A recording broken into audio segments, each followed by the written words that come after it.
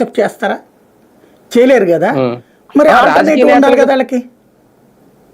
ఎమ్మెల్యేలకి రాజకీయ నాయకులు దూరంగా ఉండాలని చెప్పారు కదా. నేను అనేది రోజు ఇళ్ళ ఉమ్, దగ్గరికి వీళ్ళని ఉమ్. తీసుకోమని చెప్పారండి. ఇప్పుడు పార్టీ కార్యాలయం దగ్గర ఎట్లయితే ఓకే ప్రజా ఓకే దర్బార్ పెట్టారో అట్లా ఇళ్ళ నియోజకవర్గాల్లో. దగ్గర ఉమ్, తీసుకోమన్నారు. ఆల్రెడీ ప్రజా దర్బార్లు అవును పెట్టమన్నారు.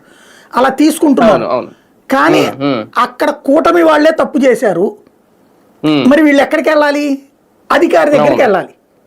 ఈ ఉమ్, అధికారి దగ్గరికి వెళ్ళే ప్రయత్నం చేస్తుంటే ఏం చేస్తారు? ఆ కింద ఉన్న సిబ్బంది ద్వారా కూటమి నేతలు అధికారంలో ఉన్నారు కాబట్టి ఆపేస్తారు, రీచ్ కానికుండా. ఉమ్, వాళ్ళకి కూడా ఒక ఆల్టర్నేటివ్ ప్లాట్ఫామ్ అక్కడ. ఉమ్, ఉమ్, అయ్యా మీ దగ్గరికి చాలాసార్లు వచ్చామే, మమ్మల్ని రానిలేదు, వాళ్ళు ఇట్ట ఉమ్, మమ్మల్ని ఏదిస్తున్నారయ్యా అని చెప్పుకోవడానికి ఒక చాయిస్. ఇది ఉమ్, ఒక 5% ప్రయోజనం ఉంటుంది, 10% ఉమ్, ప్రయోజనం ఉంటుంది. అంతకు మించి ఎక్కువ ఉమ్, ఎక్స్పెక్ట్ చేయకూడదు. బట్ అది కూడా మీకు మేము చేస్తున్నాం అని చెప్పేటటువంటి ఒక ప్రయత్నం. ఉమ్. అంటే బాబు గారి మార్క్ ఇది కూడా ఒక రకంగా మార్క్ లో భాగంగా ఇది పెట్టుకోవడం. అంటే ఇక్కడ ఒక పాయింట్ ఏంటంటే బాబు గారిది, రాజకీయమే తింటారు, రాజకీయమే తాగుతారు, రాజకీయమే చేస్తారు ఆయన. ఉమ్, పబ్లిక్కి ఏదో జరుగుతుందన్న ఒక ఫీలింగ్ కల్పిస్తారు. ఫైనల్గా అవును. ఏమీ జరగకపోయినా ఏదో జరిగింది అన్నటువంటి ఫీలింగ్ కల్పించగలరు ఆయన. అంటే హడావుడైతే ఉంటది కంటిన్యూగా. ఇప్పుడు సంక్షేమ పథకాల గురించి చర్చ పక్కెళ్ళిపోతుందిగా.